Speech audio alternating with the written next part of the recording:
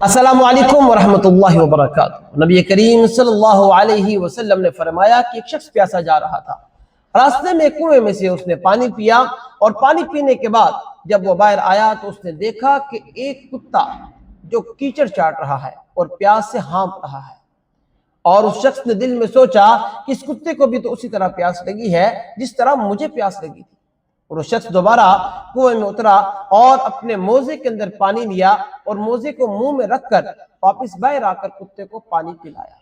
اس چھوٹے سے عمل کی وجہ سے اللہ رب العزت نے اس شخص کی مغفرت فرما دی۔ اور اسی طرح ایک عورت کو بلی کی وجہ سے عذاب ملا۔ وہ عورت بلی کو باندھ کر رکھتی اور اس کو کھانے پینے کے لیے کچھ نہ دیتی، اور اس کی وجہ سے اللہ تعالیٰ نے اس کو عذاب میں ڈال دیا۔